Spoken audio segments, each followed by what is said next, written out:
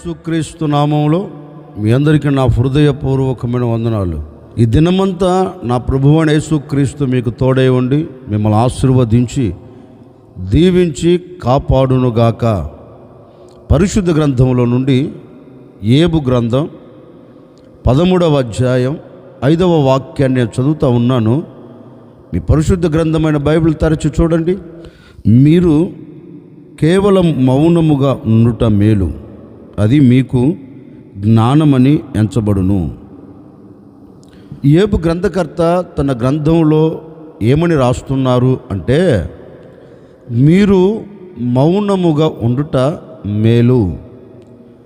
యోబు ఈ మాట ఎందుకు చెప్పారు, మీరు మౌనంగా ఉండుట మేలు అని అంటే, యోబు ఎదుట కొందరు వ్యక్తులు నిలబడి యోబును అడుగుతూ ఉన్నారు, యోబు ఇంత నష్టం జరుగుతూ వచ్చింది కదా, ఎంత బాధపడుతూ వస్తున్నావు కదా, అన్నీ కోల్పోయావు, ఆఖరికి శరీరములో ఉన్న ఆరోగ్యమును కూడా నీకు కోల్పోయావు, నీకంటూ ఏమైనా ఉందా అని వెతికితే నీ ఒంట్లో ఉన్న ఆరోగ్యం కూడా నీకు సహకరించట్లేదు కదా, అన్నీ కోల్పోతూ వచ్చావు, కోల్పోయావు.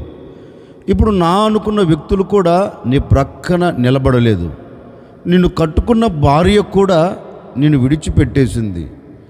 మరి ఈ సమయంలో నువ్వెందుకు మౌనంగా ఉన్నావు?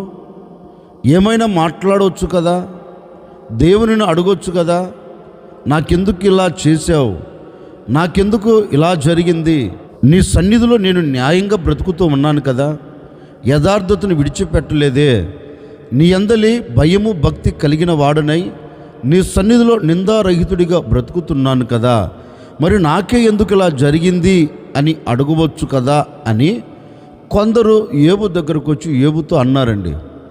అప్పుడు యోబు ఒక మాట అన్నాడు, చూడండి, అన్నీ కోల్పోయింది నేను, పరిస్థితులని విభిన్నంగా మలచబడి కష్టములో నిలిచిపోయి కన్నీరు కారుస్తుంది నేను ఎందుకు మౌనంగా ఉన్నానో నాకు తెలుసు, నేనెందుకు మౌనినై నిలిచి ఉన్నానో నాకు తెలుసు. ఈ సమయంలో నేను మౌనంగా ఉండక నేను పెదాన్ని విప్పాను అనుకో, నోరు తెరిచి మాట్లాడాను అనుకో, నా దేవుడు నా పక్షమున కార్యము జరిగించడు. ఎన్ని ప్రతికూలతలు జరుగుతున్నప్పటికీ ఆ ప్రతికూలతలో నేను మౌనంగా ఉండటం నేర్చుకున్నాను గనుక ఏదో ఒక రోజు నా దేవుడు నా పట్ల అద్భుతం చేస్తాడు, ఆశ్చర్యమైన కార్యం జరిగిస్తారు గనుక నేను మౌనముగా ఉండినట్లుగా మీరు కూడా మౌనముగా ఉంటే నేను ఎలా మేలును చూడబోతున్నానో మీరు కూడా మేలును చూస్తారు గనుక నేను ఈ సమయంలో మౌనముగా ఉండుట మంచిదని తలంచి నేను పెదవి విప్పకుండా, నా దేవుని నేను దూషించకుండా నేను మౌనినై నా దేవుని కొరకు నేను కనిపెడుతున్నాను. నా దేవుని కొరకు నేను కనిపెడితే నా పట్ల ఆయన కార్యము జరిగిస్తాడు నాకు తెలుసు. ఈ సమయంలో నేను మౌనినై వారి వైపు వీరి వైపు చూచేదానికంటే ఇప్పుడు కలుగుతున్న ఇబ్బందులను బట్టి నేను మౌనినై నా దేవుని వైపు నేను చూచాను అనుకో, తప్పక నా దేవుడు నా పట్ల ఒక అద్భుతాన్ని జరిగిస్తాడు. నేను పోగొట్టుకున్నవి మరలా నా దేవుడు నా చేతులకు అప్పగిస్తాడు. నేను ఆ కార్యంను చూడాలి అంటే, నేను ఆ అద్భుతం చూడాలి అంటే ఈ సమయంలో నేను మౌనినై ఉండుట మంచిది అని యోబు తలంచిన వాడే ఆయన మౌనంగా నిలిచి తన ఎదుట ఉన్న వ్యక్తులతో కూడా చెప్తున్నారు, కొంతసేపు మౌనంగా ఉండండి, కొంతసేపు మౌనంగా కనిపెట్టు చూడండి, దేవుడు నా పట్ల ఏమి చేయబోతున్నాడో, దేవుడు నా పట్ల ఏ కార్యములు జరిగించబోతున్నాడో. నేను మౌనినై ఉండినట్లుగాను మీరు మౌనినై ఉండండి. నేను నా దేవుని కొరకు కనిపెడుతున్నాను. ఆయన కొరకు కనిపెట్టు వారిని ఆయన నవ్వుల పాలు చేయుడు. ఆయన కొరకు ఆశతో ఎదురు చూస్తున్న వారి ఆశ ఆవిరి చేయుడు. తప్పక కార్యం జరిగిస్తాడు. మౌని అయి యోబు ఎందుకు దేవుని వైపు చూస్తున్నాడు అంటే, దేవుని కొరకు ఎందుకు కనిపెడుతున్నాడంటే ఆయన యొద్ద నుండి సహాయం దొరుకుతుందని, మనుషుల వలన కాదండి. మౌనిగా ఉంటే తప్పక దేవుడు అద్భుతం చేస్తాడు అని మౌనిగా నిలిచాడు. ఆయన ద్వారా సహాయం పొందుకున్నాడు. అందుకే లేఖనములో కూడా ఒక శ్రేష్టమైన మాట రాయబడింది. కీర్తనల గ్రంథంలో కీర్తనకారుడు అంటారు, నేను నా దేవుని ఎదుట మౌని అయి నా దేవుని కొరకు నేను ఎదురు చూస్తున్నాను. ఈ కీర్తనాకారుడు కూడా అదే అంటాడు. నాకు ఎన్నో ఆటుపోట్లు కలుగుతూ వచ్చాయి, ఎన్నో అవంతరాలు కలుగుతూ వచ్చాయి, ఎలాంటి శ్రమల మధ్యలో నడిపించబడ్డానో నాకు తెలుసు. వాటన్నిటిని నేను తలంచి మౌని అయి నిలిచి ఉన్నాను. ఎందుకు కీర్తనాకారుడా మౌనంగా నిలిచి ఉన్నావు? ఎందుకని మౌనంగా నిలిచిపోయావు అని కీర్తనాకారుని అడిగితే ఒకటే అంటాడు, నేను నోరు తెరిచి మాట్లాడితే అపజయాన్ని చూస్తాను, నేను పెదవి విప్పితే అపజయాన్ని చూస్తాను. ఈ సమయంలో నేను మౌనంగా ఉండటం నేర్చుకున్నాను. ఈ సమయంలో నేను మౌనంగా నా దేవుని కొరకు నేను కనిపెడితే నా దేవుడు నా పక్షమున యుద్ధము చేస్తాడు. గనుక నేను మౌని అయి ఉండాలని అతగాడు మౌని అయిపోయాడంటండి. ఏబు కూడా అదే కదనేది. పరిస్థితులు మారాయని, కష్టం వచ్చిందని, కన్నీళ్లు కలిగాయని, ఆపదలు ఎదుర్కొంటున్నాడని, అవమానాలు వచ్చి మీద పడుతున్నాయని, శరీరం సహకరించట్లేదని నోరు తెరిచి మాట్లాడటం లేదండి. మౌనంగా దేవుని కొరకు ఎదురు చూస్తున్నాడు. నిజమే. ఈ రోజున ఒకసారి మన వ్యక్తిగత జీవితాలను ఆగి ఆలోచిస్తే, మనము కష్టము కలిగినప్పుడు మౌనంగా ఉంటున్నామా? మనకు వేదన కలుగుతున్నప్పుడు మౌనంగా ఉంటున్నామా? పరిస్థితులు విభిన్నంగా మలచబడినప్పుడు, మార్చబడినప్పుడు మనం మౌనంగా దేవుని కొరకు ఎదురు చూడగలుగుతున్నామా అంటే ఎదురు చూడలేకపోతున్నామండి. ఎన్నో దినాల నుంచి ప్రార్థన చేస్తున్నానండి, కానీ ప్రతిఫలం లేకుండా పోయిందండి. ప్రార్థన చేసిన వ్యర్థమే అని నోరు విప్పుతున్నావు.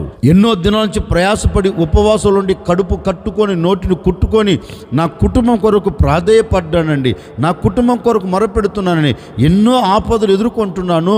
అయినప్పటికీ వాటి మధ్యలోంచి నాకు విడుదల కలగట్లేదు. నేను చేస్తున్న ప్రార్థన దేవుని యొద్దకు వెళ్ళట్లేదు, దేవుడు నా మొర వినట్లేదు అని దేవుని మీద విసుగు చెందిన రోజులు లేవంటారా? దేవునిని దూషించిన రోజులు లేవంటారా? దేవుని మీద విసుగు చెంది దేవుని సన్నిధికి దూరం అయిపోయిన రోజులు లేవంటారా? అలాంటి వ్యక్తులు మన కంటికి కనబడకుండా ఉన్నారంటే ఉన్నారు, చాలామంది ఉన్నారండి. దేవుని మీద విసుగు చెంది, దేవుని మందిరము మీద విసుగు చెంది, దేవుని సన్నిధికి దూరం అయిపోయి ఇక ఏమి చేస్తాడులే అని పెదాలు విప్పి మాట్లాడుతున్నావు. మౌనంగా కనిపెడుతున్నావా? నిశ్చయముగా నేను నా దేవునికి అప్పగించాను, నా దేవుడు ఈ విషయంలో నాకు మేలు చేస్తాడు. ఈ సమయంలో నేను మౌనంగా ఉండాలి. మాట్లాడవలసిన సమయంలోనే మాట్లాడాలి, మౌనంగా ఉండే సమయంలో మౌనంగా ఉండాలి. ఈ సమయంలో మనం మౌనంగా కనిపెడితేనే కదా ప్రభు అద్భుతం చేసేది అని ఏ ఒక్కరోజైనా ఆగి ఆలోచించావండి? ఒక సేవకుడిగా చెప్తున్నాను వినండి. ఇప్పటి వరకు నీవు మౌనంగా లేక ఒకవేళ విసుగు చెందుతూ వచ్చావేమో, మౌనంగా ఉండక పెదాలు విరుస్తూ వచ్చావేమో, ఈ దినము నుండి దేవుని సన్నిధిలో ఆయన కొరకు మౌనంగా ఎదురుచూడు. నా దేవుడు నా పక్షమున యుద్ధము చేస్తాడు, నా దేవుడు నా పక్షమున నిలబడుతాడు, నా దేవుడు నేను చేసిన ప్రార్థన తప్పక విని ఉంటాడు, ఆయన ఈ దినము కార్యము చేస్తాడని మౌనంగా ఆయన కొరకు ఎదురుచూడు. ఏబు దేవుని కొరకు ఎదురు చూచినట్లుగా, ఏబు దేవుని సన్నిధిలో మౌనంగా నిలిచి అన్ని కోల్పోయిన దేవుని కొరకు ఎదురు చూచినట్లుగా, కీర్తనకారుడు దేవుని కొరకు మౌనంగా కనిపెట్టుచు ఎదురు చూచినట్లుగా, నీ సమస్యల మధ్యలో, నీ ఇబ్బందుల మధ్యలో, నీ ఇక్కట్ల మధ్యలో, నీకు కలుగుతున్న ఆటుపోట్ల మధ్యలో నీవు మౌనంగా ఆయన కొరకు ఎదురు చూడగలిగితేనండి, ఆయన నీ పక్షమున యుద్ధము చేయుటకు ఆయన త్వరగా దిగి రాబోతూ ఉన్నారు. అందుకే లేఖనంలో కూడా మరొక చోట ఒక శ్రేష్టమైన మాట రాయబడిందండి. దేవుని సన్నిధిలోనికి వెళ్ళి దైవజనుడైన మోషే ఒక చిన్న ప్రార్థన చేస్తున్నాడు. ఈ ప్రజలను నువ్వు విడిపించావు కదా, ఈ ప్రజలను నడిపిస్తూ వచ్చారు కదా, ఈ మార్గపు మధ్యలో ఆటంకాలు ఎదురుగా నిలబడ్డాయి. ఈ ఆటంకాలు, ఈ అవంతరాలు, ఈ పరిస్థితులు మేము దాటుకొని వెళ్ళలేకపోతున్నాం. ప్రజల హృదయాలు కలవరాలతో నింపబడిపోయాయి. ప్రజల హృదయములో కలవరం స్టార్ట్ అయిపోయిందయ్యా. ప్రజల హృదయంలో సనుగులు ప్రారంభమయ్యాయి. నీ మీద సనుగుతూ ఉన్నారు, నిన్ను అవమానకరంగా మాట్లాడుతూ ఉన్నారు. గనుక ఒక్కసారి ఈ ప్రజల వైపు చూడవా అని ప్రార్థన చేస్తే దేవుడు ఒకే మాట అంటున్నాడు, చూడు, ఆ ప్రజల యొద్దకు వెళ్ళి చెప్పు, ఇప్పటి వరకు వారు మాట్లాడుతున్నందువలనే నేను అడుగు ముందుకు వేయలేకపోయాను. ఇప్పటి వరకు వారు పెదాలు విప్పుతూ వచ్చారు కనుకనే వారి హృదయంలో సనుగులు ప్రారంభమయ్యాయి. కనుకనే నేను వారికి దూరమైపోయాను. వారి ఆటంకాలను తీసివేయలేకపోయాను, వారిని దాటించలేకపోయాను. వీరు ఎప్పుడైతే మౌనంగా కనిపెడతారో, ఎప్పుడైతే వీరు మౌనంగా నా కొరకు ఎదురు చూస్తారో, నా వైపు ఎప్పుడైతే వీరు కనులెత్తి చూడగలుగుతారో, అప్పుడు నేను వీరి పట్ల కార్యం జరిగిస్తాను అని మోషేతో చెప్పాడండి. మోషే కూడా తిన్నగా దేవుని యొద్ద నుంచి ప్రజల యొద్దకు వచ్చి ప్రజలతో ఒకే మాట అంటున్నాడు. చూడండి, ఇక చాలు మీరు మాట్లాడిన మాటలు, ఇప్పటి వరకు సనిగిన సనుగులు చాలు, ఇక నా మాట వినండి. దేవుని యొద్దకు వెళ్ళి దేవుని అడిగితే దేవుడు చెప్పారు, వారు మాట్లాడుతున్నారు కనుకనే నేను మౌనమైపోయాను. వారు మౌనంగా ఉంటే నేను మీ పక్షంలో యుద్ధం చేస్తాను, నేను నీ శత్రువులతో పోరాడుతాను, నేను నీ శత్రువులతో మాట్లాడుతాను అని దేవుడు చెప్పారు. గనుక మీరు ఊరక నిలిచి ఉండి చూడండి, మీరు ఊరక మౌనంగా నిలిచి ఉండి చూడండి అని మోషే చెప్పాడండి. ఆ ప్రజలు తక్కువ వాళ్ళండి. ఆ ప్రజలు కూడా అన్నారు, ఏమయ్యా, ఊరక నిలిచి చూస్తే అద్భుతం జరుగుతుందా? ఊరక నిలిచి చూస్తే కార్యం జరుగుతుందా? ఊరక నిలిచి చూస్తే ఆటంకాలు తొలగిపోతాయా? ఊరక నిలిచి చూస్తే మేము ఈ అవంతరం దాటుకొని వెళ్ళగలుగుతామా అని కొందరు మాట్లాడారండి. అప్పుడు మోషే అంటారు, నిజమే, దేవుడు ఈ సమయంలో ఊరక నిలిచి చూడమన్నాడు. మీరు ఊరక నిలిచి చూడండి, మీరు యుద్ధం చేయవలసిన అక్కర్లేదు కదా. మీరు మాట్లాడకుండా కొంత సమయం మౌనంగా నిలిచి కనిపెట్టి చూడండి. యెహోవా మీ పట్ల చేయు కార్యము కొరకు కనిపెట్టి చూడు, మౌనంగా నిలిచి చూడు, ఆయన అద్భుతం చేస్తాడు. మీరు మౌనంగా నిలిచి ఉంటే ఆయన మౌనంగా ఉండడు, ఆయన తప్పక మన ఎద్దకు దిగి వస్తాడు అని మోషే ప్రజలతో చెప్పారండి. ఈ ప్రజలు కూడా సరే చూద్దాం అన్నట్లుగా అండి ఎవరి పాటికి వారు చేతులు కట్టుకొని చూస్తూ ఉన్నారు. ఎవరి కొరకు చూస్తున్నారు? కార్యము చేయగలిగిన దేవుని కొరకు. ఎవరి కొరకు చూస్తున్నారు? అద్భుతం చేయగలిగిన దేవుని కొరకు. అప్పటి వరకు మాట్లాడిన సర్వ సమాజం, అప్పటి వరకు నోరు విప్పిన సర్వ సమాజం, అప్పటి వరకు సనిగిన సర్వ సమాజం ఇప్పుడు మౌనంగా నిలిచిపోయిందండి. మౌనంగా నిలిచిపోయి దేవుడు చేసే కార్యమును చూడటం ప్రారంభించారు. మరుక్షణమే వీరు మౌనమైపోయారు కనుకే సింహాసనమందు ఆసీనుడైన దేవుడు వారి యొద్దకు దిగివచ్చి వారి శత్రువులతో యుద్ధము చేయుటకు పూనుకొని శత్రువులను హతమార్చి అద్భుతం చేసి ఈ ప్రజలను దాటించి ఈ ప్రజల చేతికి జయమిచ్చాడండి. జయమిచ్చి ఆశీర్వాదకరంగా ముందుకు తీసుకొని వెళ్ళారు. ఎందుకని? ఇశ్రాయేలు పట్ల దేవుడు ఎందుకు అద్భుతం చేశాడు? ఇశ్రాయేలు పట్ల దేవుడు ఆశ్చర్యమైన కార్యం ఎందుకు చేశారంటే వాక్యం ఉంటుంది, వారు మౌనంగా నిలిచి చూస్తున్నారు. మౌనంగా నిలిచి చూస్తున్నారు. మౌనంగా నిలిచి చూస్తున్నారు కనుకనే దేవుడు వారి పక్షమున నిలిచి కార్యం జరిగించాడండి. నిజమే కదండి. ఈ రోజున మనము ఎందుకు కార్యం చూడలేకపోతున్నామో తెలుసా? ఎందుకు అద్భుతాన్ని చూడలేకపోతున్నామో తెలుసా? మన శత్రువుల మీద మనం జయం ఎందుకు చూడలేకపోతున్నామో తెలుసా? అనుకున్న గమ్యం ఎందుకు చేరలేకపోతున్నామో తెలుసా? మన చేతి పనిలో ఎందుకు ఆశీర్వాదం చూడలేకపోతున్నామో తెలుసా? ఒకటే, నీవు మౌనంగా నిలిచి చూడటం లేదు. సహాయము చేయగలిగిన దేవుని వైపు నీవు మౌనంగా నిలిచి చూడటం లేదు. మౌనంగా చూడక నీకు నీవే ఇది నేను చేయగలను, ఇది నేను సాధించగలను, ఈ పని నాకు చేత కాదేంటి, ఈ పని నేను దేవునికి అప్పగించాలేంటి, ఇది నేను చేయుటకు శక్తి నాకు ఉంది అన్నట్లుగా నీవే ఆలోచించి నీ శక్తి మీద నీవు ఆధారపడి, నీ బలము మీద నీవు ఆధారపడి అడుగులు ముందుకు వేస్తున్నందువలన ఆటంకాలు ఎదుర్కొంటున్నావు. అవంతరాలు నీ ముంగిటి నిలబడి కలవర పెడుతున్నాయి. ఎందుకని? నీవే నీ బలము మీద నీవే, నీ శక్తి మీద నీవే ఆధారపడి అడుగులు వేస్తున్నావు. మౌనంగా ఉండే విషయంలో మౌనంగా ఉండకపోవటం వలన అపజయానికి నాంది పలుకుతున్నావు. అందుకే ఓ సేవకుడిగా ఈ ఉదయకాల సమయంలో నేను కూడా మీతో చెప్తున్నానండి, ఒకవేళ ఇప్పటి వరకు నీవు ఏ విషయాల్లో నోరు విప్పి అపజయం చూస్తూ వచ్చావో, ఏ విషయాల్లో పెదాలు విరిచి దేవుని మీద సనిగి అపజయపు అంచుల్లో నిలిచిపోయావో నాకు తెలియదండి. ఈరోజు నా ప్రభునితో చెప్తున్నాడు, నీవు మౌనంగా నిలిచి ఉండగలిగితే, దేవుడు చేసే కార్యం కొరకు నువ్వు మౌనంగా వేచి చూడగలిగితే, దేవుని సన్నిధిలో చేరి దేవుడు నా కుటుంబాన్ని కడుతాడు అని మౌనంగా దేవుని కొరకు ఎదురు చూడు. నిశ్చయముగా నా కుటుంబంలో సమాధానం ఇస్తాడు అని దేవుని కొరకు ఎదురు చూచుచు మౌనంగా నిలిచి ఉండు దేవుని సన్నిధిలో. నిశ్చయముగా ఈ చేతి పనిని, ఈ వ్యాపారాన్ని దేవుడు అంచెలంచెగా ఆశీర్వదిస్తాడు. నేను మౌనంగా నిలిచి ఉంటే ఆయన నా పక్షము నిలిచి యుద్ధం చేస్తాడు అని దేవుని కొరకు ఎదురు చూడు. మారని భర్త, మారని పిల్లల, మారని కుటుంబమా, నీ ఒంటిలో ఉన్న అనారోగ్యమా, ఏ విషయంలోనైనా నువ్వు చేయవలసినది ఇప్పుడు ఒక్కటేనండి.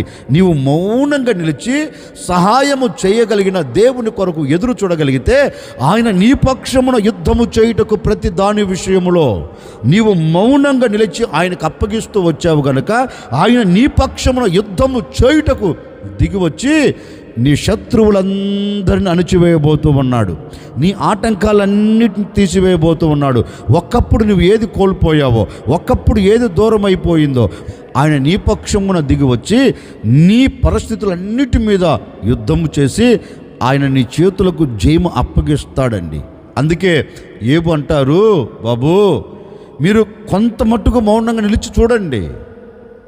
మీరు అనుకున్నారు కదా ఏబు పడిపోయాడు, ఏబు నాశనమైపోతున్నాడు, ఏబు పతనావస్థలోనికి వెళ్ళాడు. మీరు అనుకుంటున్నారు, కాదు కాదు కాదు కాదు నేను నా దేవుని కొరకు ఎదురు చూస్తున్నాను గనుక, నా దేవుని సన్నిధిలో నేను మౌనంగా కనిపెడుతున్నాను గనుక పూర్వపు స్థితి నా దేవుడు మరల నాకు దయచేయబోతూ ఉన్నాడు, మరల మేలు చేసి అద్భుతం చేయబోతూ ఉన్నాడు. పడిపోయిన చోటే నా దేవుడు నన్ను లేవనెత్తబోతూ ఉన్నాడు. కన్నీరు కార్చిన చోటే నా కన్నీరును దేవుడు తుడిచివేయబోతున్నాడు.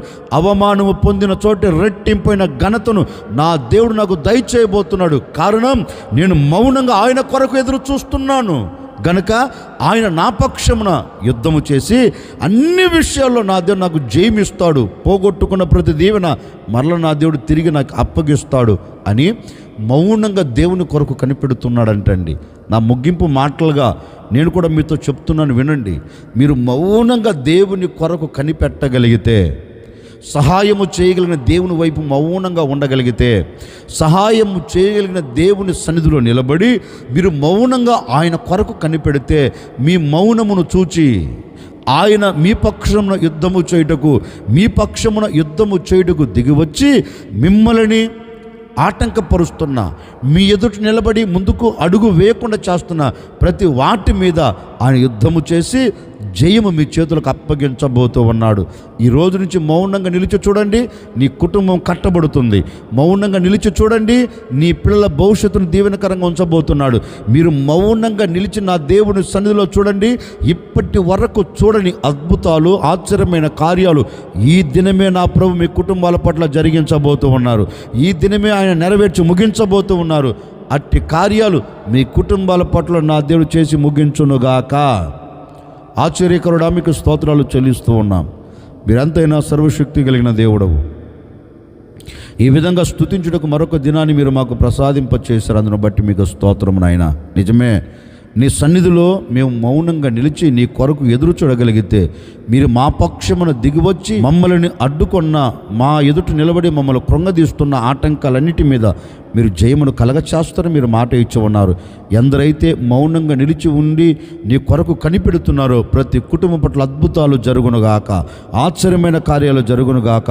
కుటుంబమంతా నెమ్మదిగా సంతోషకరంగా సాగు వెళ్ళినట్లుగా మీరు కార్యములు జరిగించి మీ సన్నిధిలో సాక్షిగా నిలుపుకోమని యేసు నామములు అడిగి వేడుకొనుచున్నాము తండ్రి, ఆమెన్. ఈ దినమంతా నా దేవుడు మీ పట్ల మీ మౌనమును చూచి అద్భుతాలు, ఆశ్చర్యమైన కార్యాలు జరిగించి అన్ని విషయాలు మీకు జయమిచ్చి నడిపించునుగాక.